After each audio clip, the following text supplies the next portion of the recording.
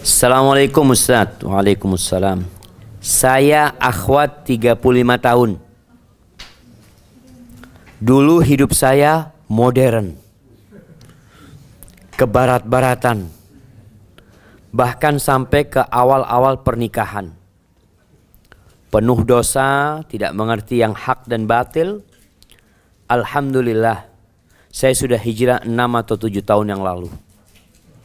Saya benar-benar meninggalkan pergaulan lama, berhenti kerja kantoran, 24 jam di rumah urus suami dan anak-anak, sangat perhatikan ibadah wajib dan menghidupkan sunnah di rumah.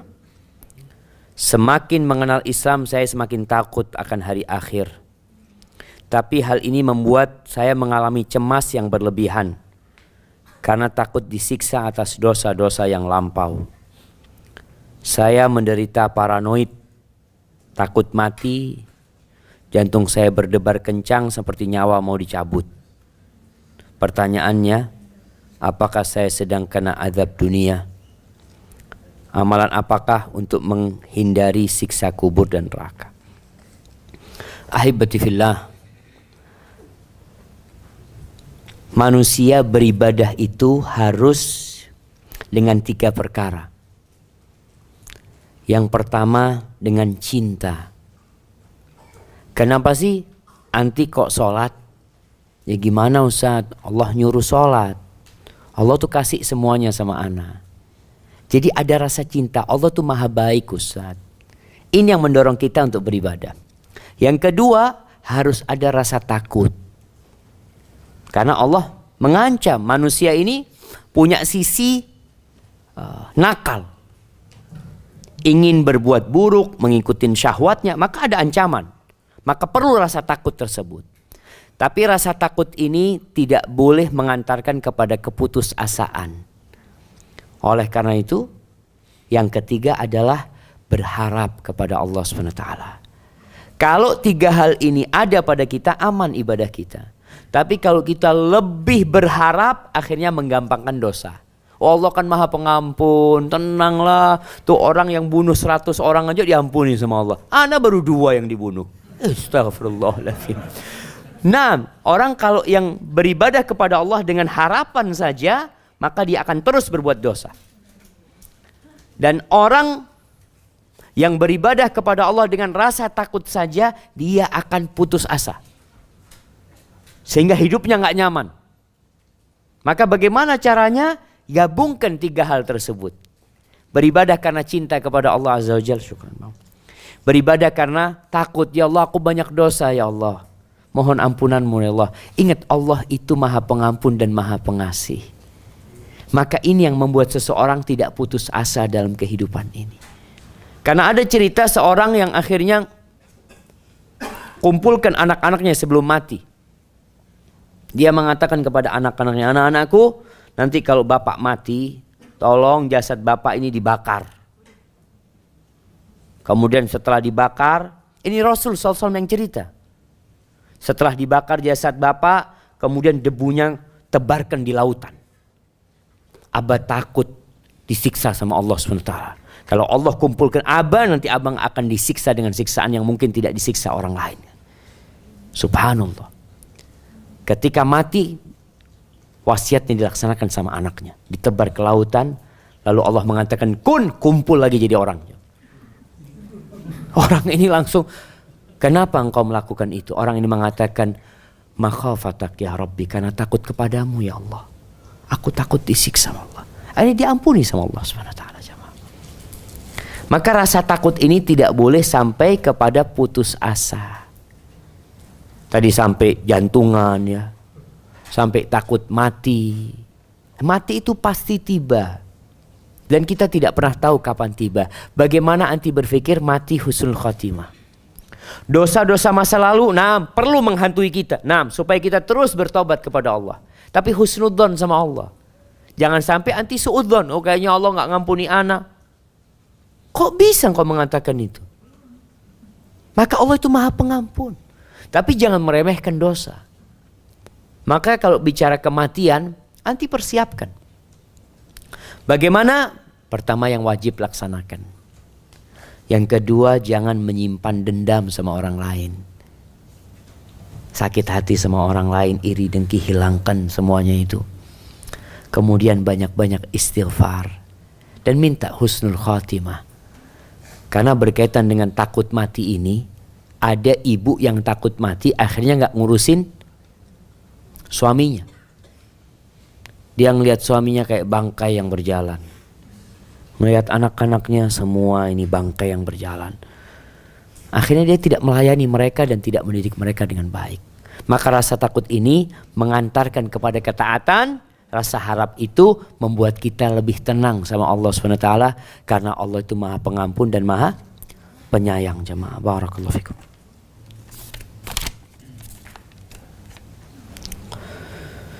Bagaimana dengan zakat dari istri yang pendapatannya berasal dari suami? Jika suami sudah mengeluarkan zakat dari penghasilannya, apakah nafkah yang di istri wajib dikeluarkan zakatnya lagi? Yang pertama jamaah, kalau bicara zakat mal, zakat harta, itu setahun sekali. Jadi bukan tiap bulan. Syaratnya itu haul dan sampai nisab. Ingat, hitungan tahun itu pakai hijriyah, bukan pakai masehi. Yang kedua, nisabnya itu 85 gram emas. Jadi kalau dikasih sama suami, ditabung ya sampai akhir tahun dilihat, ya Allah alhamdulillah duitnya sampai 100 juta umpamanya. Keluarkan zakatnya. Suami ketika mengeluarkan itu dia belum wajib zakat. Kan wajib zakat ini per tahun. Suami dapat rezeki bagi sama istrinya. Mungkin dia sudah keluarkan zakat tahun itu. Selesai sudah zakat dia. Anti kan punya uang sendiri. Dan zakat ini uang yang beku jemaah. Uang yang memang ada di lemari kita atau yang diputar untuk berdagang. Tapi kalau uang itu habis dimakan, selesai, nggak ada zakatnya. Ada orang yang Masya Allah penghasilannya 100 juta per bulan mamanya. Nggak wajib zakat dia. Gimana jemaah? 100 juta nggak wajib zakat. Yang pertama belum sampai haul. Dia maunya Ramadan 100 juta, 100 juta. Ramadan duitnya tinggal 20 juta. Kenapa? Karena dia buat bikin rumah. Akhir tahun nggak ada duitnya Ustaz, tinggal 2 juta. Alhamdulillah rumahnya udah jadi, alhamdulillah. Umpamanya seperti itu. Atau dia nggak wajib zakat karena memang dia sodakoh terus. Sampai akhir tahun nggak sampai nisab, duitnya tinggal 20 juta. Dia nggak wajib bayar zakat ketika. Jadi agama Allah ini agama yang Masya Allah jamaah.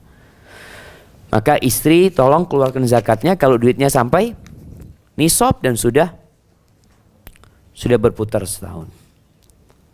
Assalamualaikum Ustaz. Saya akhwat yang insya Allah ingin melanjutkan sekolah spesialis. Di satu sisi saya sangat berambisi untuk mengejar ilmu dan cita-cita saya. Namun saya takut tidak dapat membagi waktu untuk datang ke kajian. Karena jika sudah masuk residensi, waktu saya akan banyak habis di rumah sakit. Terima kasih banyak Ustaz. Yang pertama, kita tahu jamaah, menuntut ilmu agama ini wajib. Tidak semuanya harus jadi ustadz, tapi wajib belajar tentang agamanya. Pelajari 3 hal cukup antum. Apa yang pertama? Tentang Allah Azza wa Jalla. Sifat Allah, nama-nama Allah, hak-hak Allah, pelajarin itu. Yang kedua adalah hukum-hukum Allah. Halal haram, penting ini. Apalagi engkau mau jadi dokter atau udah jadi dokter, tahu mana yang halal dan mana yang haram, mana yang boleh dan mana yang tidak boleh. Yang ketiga adalah tentang hari kebangkitan, tentang kiamat. Setelah kematian itu apa yang akan terjadi? Perlu dipelajarin agar kita bisa siap-siap untuk menghadapinya. Jadi ketika anti Mamanya jadi dokter spesialis. Coba difikirkan manfaatnya apa? Kalau hanya manfaat duniawi jangan. Tapi kalau manfaatnya enggak Ustaz, anak ingin menjadi orang yang paling bermanfaat buat orang lain, yang dicintai Allah Azza wa Jalla. Silahkan, tapi ada batasan-batasan agama yang harus dipelajarin. Makanya tadi ilmu itu tetap belajar.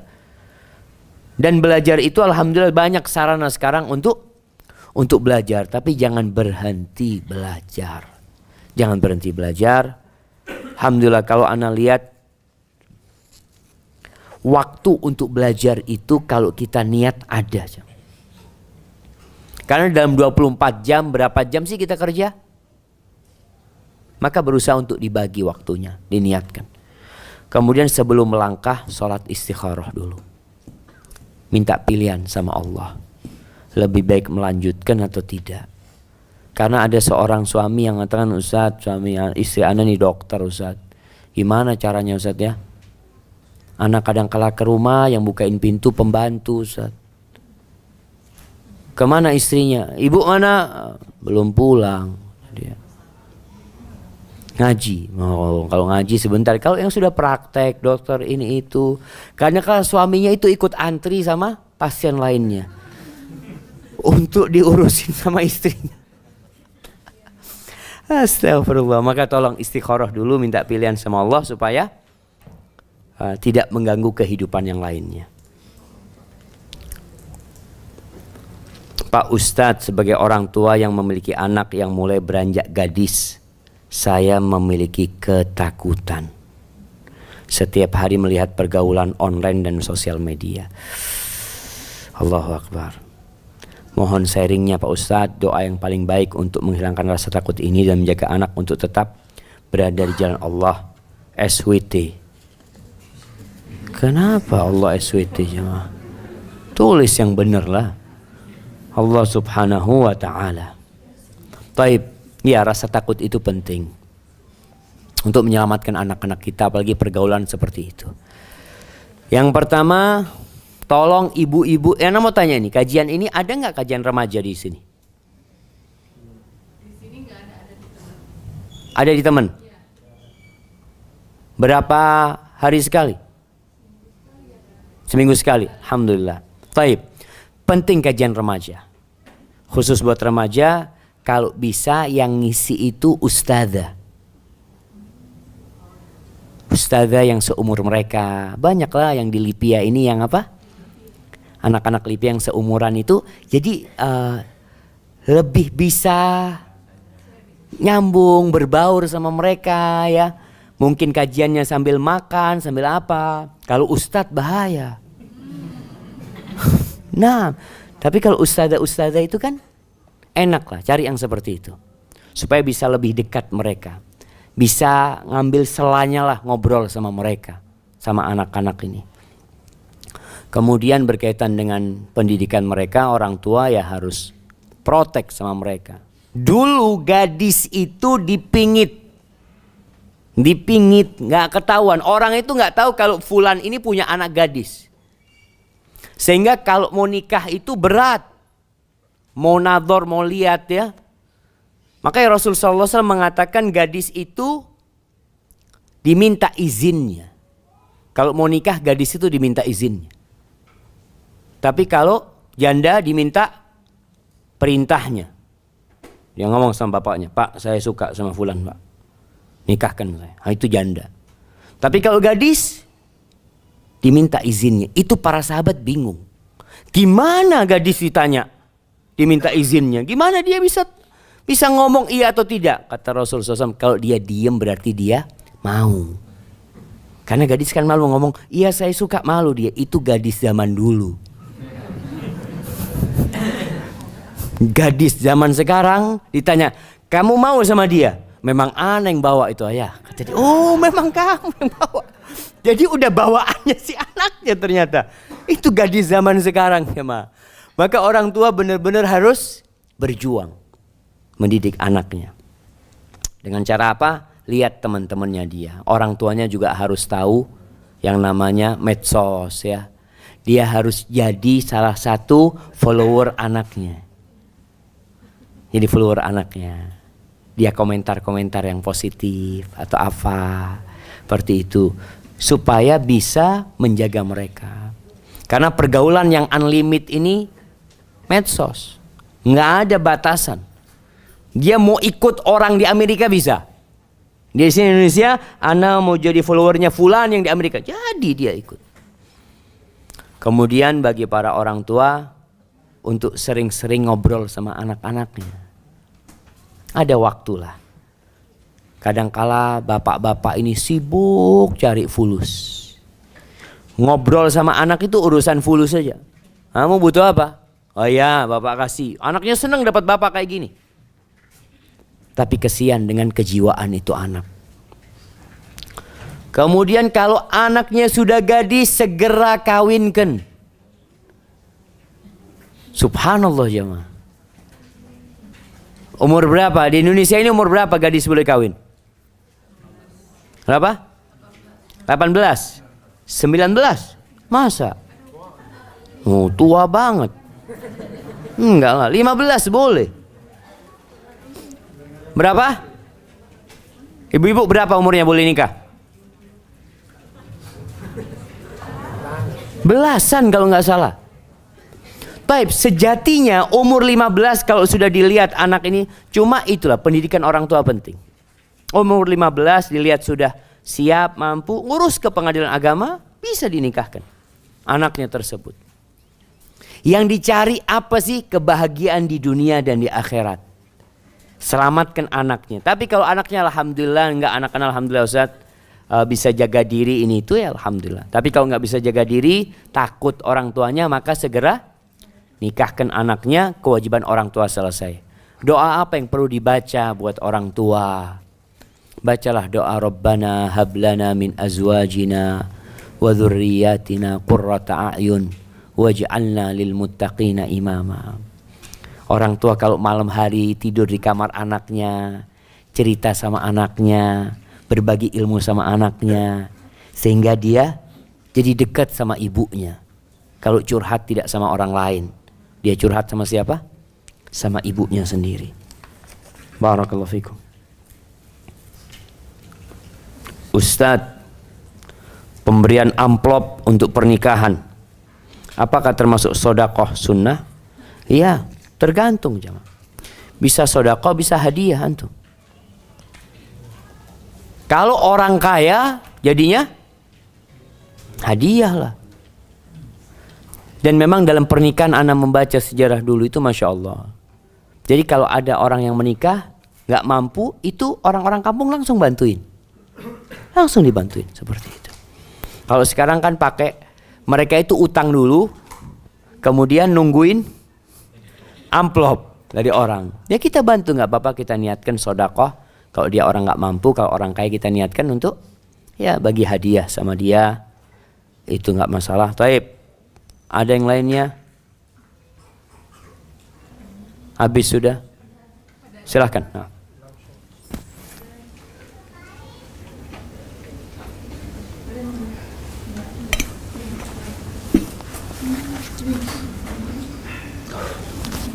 Nah, silahkan.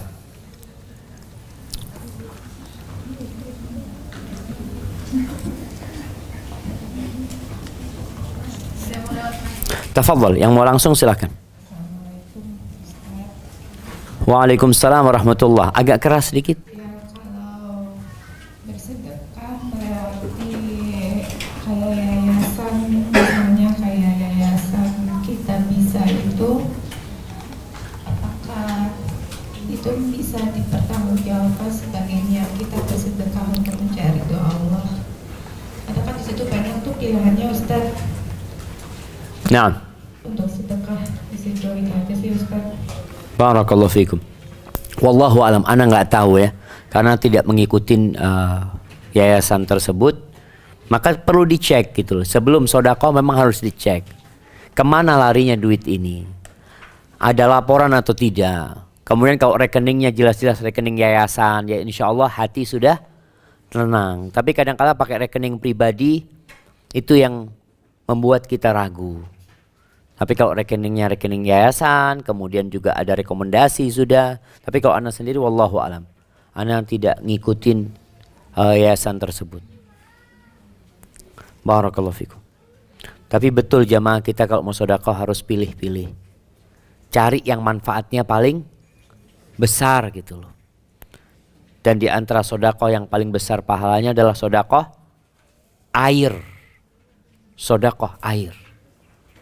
Jadi kalau taruh depan rumah ini ya, kasih lemari es, kemudian kasih air, gelas umpamanya seperti itu ya.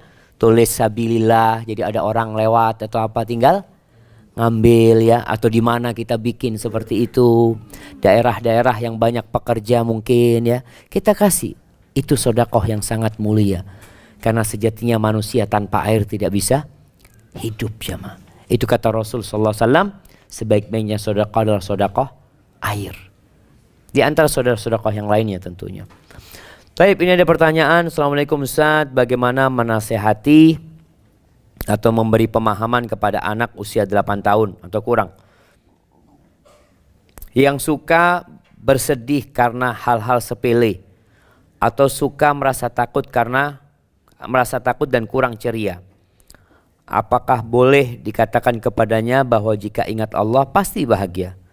Kalau sedih artinya kita sedang lupa dengan Allah dan penuh was-was atau bisikan setan. Iya jamaah, jadi anak-anak ini karakternya beda-beda. Ibunya harus lihat, nurun siapa anaknya ini. Kadang-kadang nurun ibunya. Ibunya dulu kayak gini nih modelnya. Ada yang anak-anak itu mudah ngambek, sama kayak ibunya kadang-kadang. Jadi gimana sekarang memperbaiki anak itu supaya tidak mudah ngambek? Bisa diperbaikin, karakter yang sudah dibawa ketika lahir itu masih bisa diperbaikin. Jadi kalau tadi dikatakan kita dengan mengatakan seperti ini nggak ada masalah. Kita sampaikan kepada dia umpamanya, coba ingat sama Allah Azza wa Jal, doa, minta sama Allah. Dia yang bisa memberikan segala-galanya. Tumbuhkan tauhid di diri anak kita. Kenalkan sama Allah. Kadang-kala orang tua ini selalu dirinya, kau minta apa bilang sama abah. Hai, bilang nak, kau kalau perlu apa-apa coba sholat minta sama Allah. Semoga Allah kasih rezeki buat abah nak, sehingga apa yang kau inginkan bisa tercapai. Jadi diikat sama Allah anak itu jamaah. Yang kedua, bagaimana jika anak kita sekolah di sekolah internasional, bukan sekolah Islam? Bagaimana pendapat Ustadz? Berulang kali Anda sampaikan, tidak semuanya harus jadi ustadz, tapi semuanya wajib belajar Islam. Jadi kalau di sekolahan tidak dapat, wajib orang tuanya mengkhususkan waktu anak itu dapat pelajaran Islam. Karena kalau bicara matematika, bicara IPA, bicara bahasa asing, semuanya nggak wajib orang itu belajar itu. Dan kalau berpikir itu sebagai sarana cari rezeki, nanti ustadz supaya sukses, banyak orang yang lulusan SD kaya raya. Supaya kita tahu rezeki itu tidak ikut ijazah. Rezeki itu tidak ikut sekolah. Bukan berarti kalau sekolah rezekinya lebih luas. Banyak yang lulus sekolah-sekolah besar tapi kerjanya akhirnya dia ya kerja sendiri. Maka orang tua lihat, kalau bicara sekolah internasional, anak kita belajar apa di sana. Taib, kalau ilmunya ya kurang lebih sama lah Ustaz. Yang kedua, pergaulannya. Dengan siapa dia bergaul. Bagaimana dengan sholat dia. Bagaimana dengan ibadah dia. Bagaimana guru-guru di sana. Memang gurunya mungkin guru bahasa Inggris. Tapi kalau gurunya muslim menanamkan nilai-nilai Islam, Masya Allah. Tapi kalau enggak, akhirnya anak kita sekolah di sana, yang kita didik di rumah dengan baik, di sana rusak akhlak dia dan karakter dia. Maka tolong kalau memilih sekolah buat anaknya, sekolah yang berbasis nilai. Nilai-nilai keluhuran agama, keluhuran kemanusiaan, itu penting. Jadi bukan sekedar maklumat. Bukan sekedar ya ilmu, ya pengetahuan, enggak. Karena banyak orang pintar berakhir di penjara suka miskin. Anak kesana ngelihat ini profesor, ustadz, ini doktor, lu orang pinter semua yang di sini, kata dia. Iya, karena tadi ada nilai-nilai agama yang hilang. Maka buat orang yang sekolah-sekolah internasional, lihatlah kalau ternyata nanti akan merugi kita dengan karakter anak kita yang jadi buruk, ya, pergaulan yang nggak benar di sana, sulit kita memperbaikinya, akhirnya kita dosa, jemaah. Sedangkan kalau pelajaran agama sekedarnya, oh yang penting faham, yang penting ngerti. Kenapa nggak penting dia faham, ngerti dan pandai di agamanya, kemudian dia mengamalkannya dalam kehidupan ini. Maka buat para orang tua, hendaklah memikirkan kembali. Ini bicara maslahat anaknya dunia dan akhirat. Orang selalu berbicara, Ustadz, kita kan nggak boleh berlebih-lebihan, Ustadz. Harus seimbanglah dunia dan akhirat. Nah, dan kita bohong selama ini ketika bicara seimbang. Belajar dunia dia dalam 7 hari, dalam 5 hari, berapa jam dia belajar dunia. Dan berapa persen dia belajar agama. 2 jam belajar agama, jemaah. Lalu kita bicara ini seimbang. Kalau seimbang 50-50 lah. Belajar umum 50%, 50% belajar agama. Itu baru kita akan sampai kepada prinsip imtek dan imtak. Kita mau ilmu pengetahuan dan teknologi, iya silakan. Tapi seimbang, iman dan takwanya juga digarap. Dengan cara apa? Ya 50-50. Kalau enggak selalu agama ini jadi, ya, jadi apa ya? Jadi barang sampingan, jemaah. Anaknya nggak bisa ngaji, nggak apa-apa lah, nak, nggak wajib kok ngaji, nak. Subhanallah. Kenapa dia diajarin matematika dan juga nggak wajib? Tolong itu diperhatikan. Wallahu a'lam bishawab. Belum selesai. Pertanyaannya ada 4, tapi nggak apa-apa, kita dengarkan dulu. Silakan. Assalamualaikum warahmatullahi wabarakatuh. Waalaikumsalam warahmatullahi wabarakatuh. Ustaz, saya mau menanyakan tentang masalah ketakutan tadi. Mungkin manusia itu selalu takut dan mempunyai rasa cemas. Tapi kan saya juga pernah mendengar bahwa ada hadisnya kita harus selalu berjaga-jaga juga. Kita harus menjaga harta kita dan juga diri kita dan juga anak-anak kita. Apakah misalnya saya mengasuransikan harta saya atau mengasuransikan diri saya untuk anak-anak? Misalnya saya nggak punya uang sekarang, tapi saya selalu nabung di asuransi supaya nanti saya sakit atau keluarga saya sakit, nggak ada orang yang saya utangin, nggak ada orang yang saya susahin gitu. Jadinya saya mengasuransikan. Apakah itu termasuk adab yang tidak baik terhadap Allah, Ustaz? Terima kasih. Wassalamualaikum warahmatullahi wabarakatuh. Waalaikumsalam warahmatullahi wabarakatuh. Naam jamaah, ini penting pertanyaan ini. Kalau kita bicara asuransi, maka wajib setiap muslim untuk ikut asuransi. Badan asuransinya yang mana, Ustaz? Yang punya langit dan bumi ini.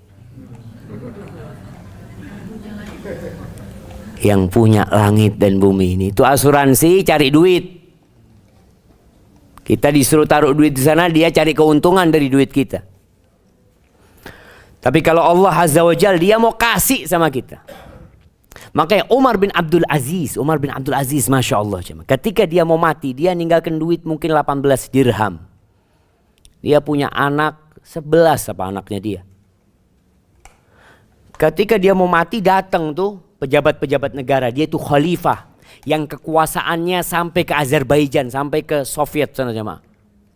Yang kekuasaannya pada masa itu sudah sampai ke Spanyol, sudah sampai ke Madrid. Dia khalifahnya pada waktu itu. Tahun 101 Hijriah kira-kira. Atau 98 sampai 101 dia menjabat. Ketika dia mau mati, datang pejabat-pejabat negara mengatakan, ya Amirul Mukminin, engkau kasih wasiat buat anak-anakmu miskin loh. Gak punya mereka loh. Engkau kalau mati sekarang kan mumpung masih menjabat, masih bisa bagi kekuasaan, bagi duit masih bisa. Engkau masih menjabat, sekarang dia udah sakit. Kata Umar bin Abdul Aziz mengatakan, Inna waliyallahu alladhi nazzala al-kitab wa huwa yatawalla salihin. Dia mengatakan sesungguhnya pelindungku itu Allah yang menurunkan Al-Quran. Dan dia yang akan melindungi orang-orang yang soleh. Kalau anakku soleh, Allah yang akan jagain dia. Enggak, kata dia. Udah meninggal dunia, warisannya dibagi, setiap anak dapat 1 dirham lebih sedikit ya, dibagi. Miskin anaknya, warisannya sedikit. Dapat berapa tahun, anak-anaknya sukses semua. Bukan sukses dengan kekayaan bapaknya, tapi sukses dengan penjagaan Allah Azza wa Jal. Itu asuransi. Sekali sodakoh anaknya 70 ekor kuda di jalan Allah. Sekali sodakoh. Tapi ini kejadian lain. Kejadian sama khalifah juga. Abdul Malik atau Sulaiman bin Abdul Malik ya. Dia punya anak Masya Allah. Tiap anak dikasih warisan itu miliaran kalau sekarang jemaah. Dapat berapa tahun anaknya minta-minta di pinggir jalan jemaah. Ketika khilafah Umayyah itu hancur. Mereka jadi hidup miskin. Anak-anaknya Umar bin Abdul Aziz kaya raya jemaah. Jadi kalau mau asuransi wajib kita ikut asuransi. Asuransikan anak kita kepada Allah Azza wa Jal. Ketika kita punya anak sekolah, takut kita nanti anak kita nggak bisa sekolah, cari anak yatim kita sekolahkan. Ya Allah, yang ini asuransi buat anak-anak ya Allah. Cari anak-anak yang di pesantren yang nggak mampu, bayarin. Ya Allah, yang ini buat fulana ya Allah. Bayarin semua. Jadi kalau bicara asuransi, asuransi ada yang boleh. Mau main nabung, silahkan nabung duit. Boleh orang itu nabung. Tapi tidak dengan cara asuransi. Asuransi syariah pun perlu dipertanyakan. Apakah benar syariah dia? Atau kita sedang mencari keuntungan dengan menaruh duit. Kita taruh tiap bulan umpamanya 10 juta. Nanti kalau ibunya mati, keluar duit sekian buat anaknya. Kenapa kok nggak ditabung aja duit itu? Karena orang tua berpikir kalau di sana nanti bisa bertambah Ustaz. Yamhaqullahu riba wa yurbis shadaqat. Tambahan ini yang riba nantinya jamaah. Maka asuransikan anaknya. Mau tabung duit silahkan. Beli emas silahkan, taruh emas itu. Insya Allah ini buat anak-anak kita, simpen. Dan kita juga asuransikan anak kita dengan tadi menyekolahkan anaknya orang ya. Kalau anti takut sakit, cari orang-orang sakit biayain. Ya Allah mudah-mudahan aku gak sakit ya Allah. Minta sama Allah Azza wa Jalla. Kita takut ya ma. Betul kita perlu takut. Tapi rasa takut itu membuat kita kembali kepada Allah Azza wa Jalla. Jangan akhirnya kita hanya ya melihat kepada dunia ini. Hadza wallahu a'lam bishawab ya. Kemudian pertanyaan selanjutnya. Waalaikumsalam warahmatullahi wabarakatuh. Naam, silahkan. Naam, tafadhali. Silahkan.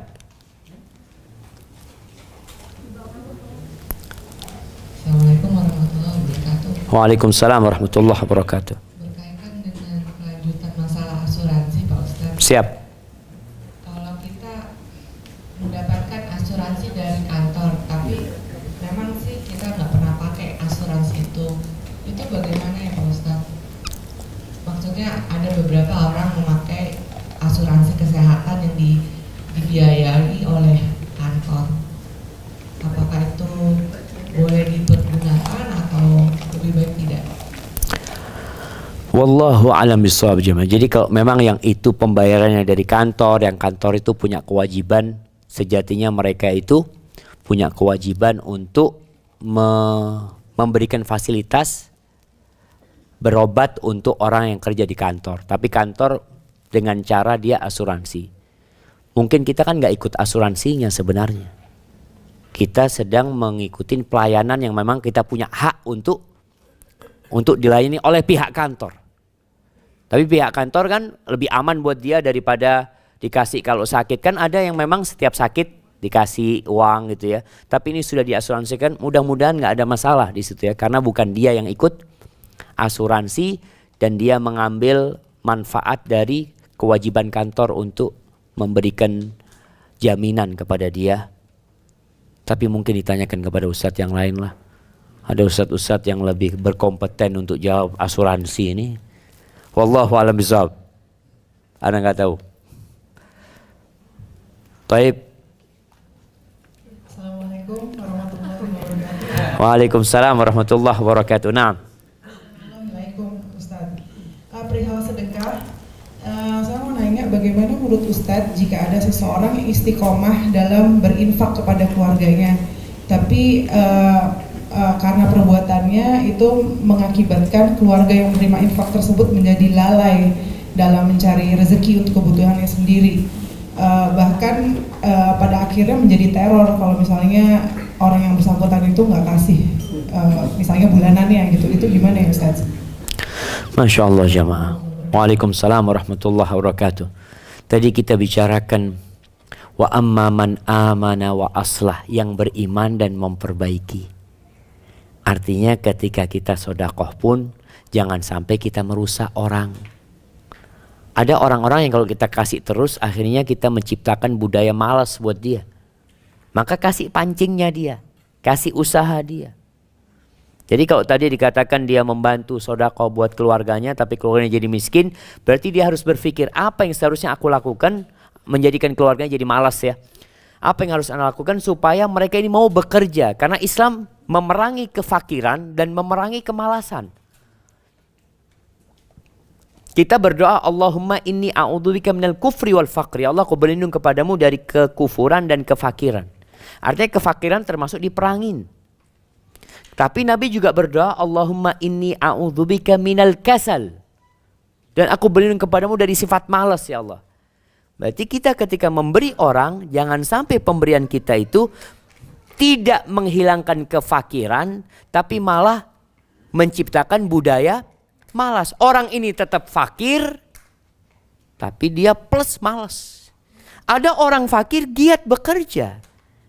Kita ini akhirnya nggak memerangi kefakiran, nggak pula kemalasan. Maka tolong dipikirkan kembali. Mungkin membantu mereka dengan makanan pokok. Yang penting makanlah anak kasih, tapi yang lainnya kok kerja. Kalau memang kita mau kasih sama dia. Atau paling tidak kita sampaikan, engkau kalau mau duit aku kasih tapi kerja. Kasih kerjaan apa saja jemaah. Dan subhanallah ada seorang jemaah memperkerjakan saudaranya di sebuah perusahaan. Dia yang gaji, yang penting dia kerja. Kerjanya benar nggak benar, yang penting kerja dulu lah. Yang gaji itu saudaranya yang biasa sodakoh. Jadi perusahaan itu hanya tempat titip. Supaya dia biasa bekerja seperti itu. Apapun cara yang bisa merubah orang dari malas jadi baik, kita berusaha untuk melakukannya jamaah. Hadza wallahu a'lam shawab. Ini pertanyaan terakhir jamaah. Bagaimana jika kita menikah dengan laki-laki yang mu'alaf dan baru mau belajar Islam?